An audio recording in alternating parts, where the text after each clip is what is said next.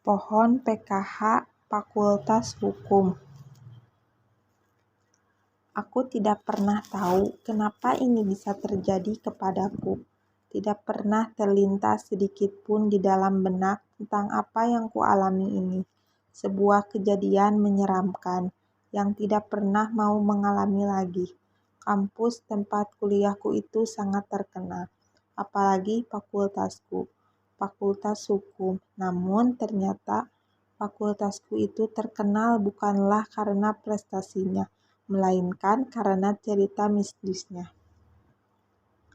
Ketika masuk kuliah di sebuah universitas di daerah Ciumbelit itu, aku sengaja tidak mengikuti ospek karena waktu itu masih sibuk di Jakarta. Jadi, ketika mahasiswa baru lain sedang mengikuti ospek, aku masih sibuk cari kosan di sekitar kampus. Oleh sebab itu, ketika hari pertama masuk, aku sudah disibukkan dengan banyaknya tugas dan memaksaku mengerjakan tugas itu sampai tengah malam, karena banyak hal yang aku lewatkan. Ketika hari pertama ospek, tugasnya sih tidak terlalu berat, cuma aku harus mengerjakannya di kampus untuk mengkontak dari mahasiswi lain yang mengikuti ospek. Hari itu hari kedua masuk kuliah, hingga maghrib tiba. Aku masih berada di kampus, masih sibuk mengerjakan tugas dengan kelompok lainnya, berkutat dengan catatan-catatan tugas dari mahasiswa senior. Tanpa terasa, waktu sudah menunjukkan pukul 8 malam. Hanya tinggal aku dan beberapa orang saja di teras Fakultas Hukum. Suasana kampus mulai sepi, udara terasa dingin disertai angin yang bertiup kencang.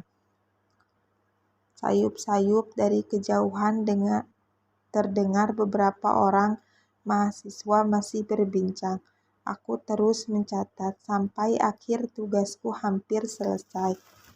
"Nita, balik yuk," aku menarik ke arah temanku yang tengah bersiap untuk pulang.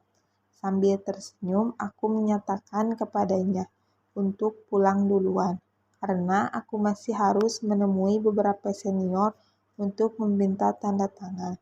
Siapa tahu ada kakak senior yang masih berada di kampus. Temanku akhirnya pamit dan pulang duluan.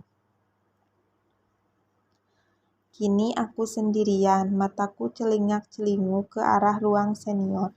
Kemudian sedikit berjalan dan menduduk badanku di bawah sebuah pohon besar yang rindang. Dari bawah pohon itu, aku masih melihat beberapa senior sedang mengobrol.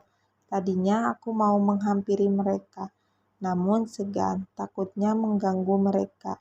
Jadi aku putuskan untuk diam di bawah pohon itu sambil menunggu mereka lewat ataupun turun dari ruangannya. Angin-angin terasa menusuk kulit. Desirannya menggerenggam daun-daun yang bergorang ke sana kemari hingga membuat suasana mencekam. Aku menunggu sambil memainkan handphone.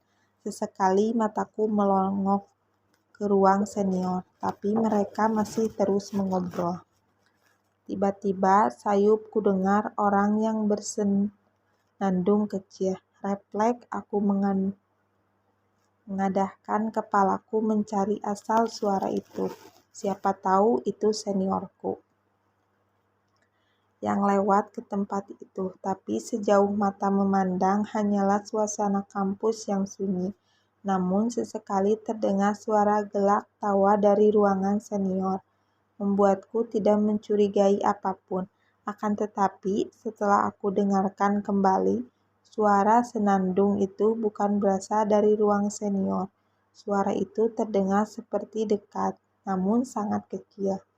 Tidak terlalu jelas lagu apa yang disandungkan. Aku menjadi semakin penasaran. Dalam rasa penasaran itu, entah dari mana, tiba-tiba sebuah batu kerikil kecil jatuh menimpa kepalaku. Sepertinya itu dari atas. Aku mendongak ke arah atas, dan ya Tuhan, aku melihat sebuah pemandangan yang sangat menyeramkan. Dari atas pohon itu, menjulur sepasang kaki putih pucat yang bergelak maju mundur, dan ketika kulihat lagi, ternyata kaki itu milik seseorang perempuan berbaju merah yang sedang duduk di atas sebuah dahan sambil bersenandung. Namun aku tidak bisa melihat wajahnya karena tertutup oleh rambutnya yang panjang dan gimbal. Tiba-tiba dia melihat ke arahku sambil memainkan rambutnya, dan saat itulah aku bisa melihat dengan jelas wajahnya yang pucat. Matanya membelakang dengan senyum meringai, menatap ke bawah, kemudian tertawa cekikikan. Dalam depanku dan aku ketakutan, aku mengumpulkan tenaga untuk berteriak. Tanpa kusadari teriakanku cukup keras, sampai akhirnya terdengar oleh para senior yang berkumpul di ruang yang tidak jauh dari pohon itu. Aku menutup wajahku sampai aku mendengar suara seseorang. "Hei, kamu kenapa? Sadar," katanya. Lalu aku merasakan ada sebuah tangan yang menyentuhku. Aku membuka tangan dari wajahku, dan di sana sudah ada beberapa senior, dan mereka memampahku menuju ruang atas. Aku terus menangis karena masih ketakutan. Lalu seorang senior perempuan menghampiriku sambil memberikanku segelas air. Kemudian duduk diam di sampingku sambil memeluk dan menenangkanku. Beberapa jam kemudian aku mulai tenang dan menceritakan apa yang kulihat di atas pohon tersebut. Mereka tanpa ketakutan. Senior itu pun memutuskan untuk pulang bersamaku dan menemaniku sampai rumah. Esok harinya, kejadian yang kualami itu menjadi buah bibir di antara para senior dan mahasiswa baru di fakultasku. Singkat cerita, aku sudah mulai kuliah seperti biasa. Kalau kebetulan malam-malam melihat pohon tersebut, samar-samar masih kudengar senandung menyeramkan itu. Entah trauma atau hanya perasaanku saja. Namun pada akhirnya aku mendapatkan sebuah cerita tentang pohon tersebut. Para senior menyebutkan sebuah pohon PKH yang kalau siang di sana sering dipakai untuk nongkrong oleh mahasiswa Fakultas Hukum. Konon di atas pohon tersebut memang sering terlihat penampakan wanita berbaju merah saat malam hari. Dia adalah sosok kuntilanak merah yang sudah lama penghuni pohon besar tersebut.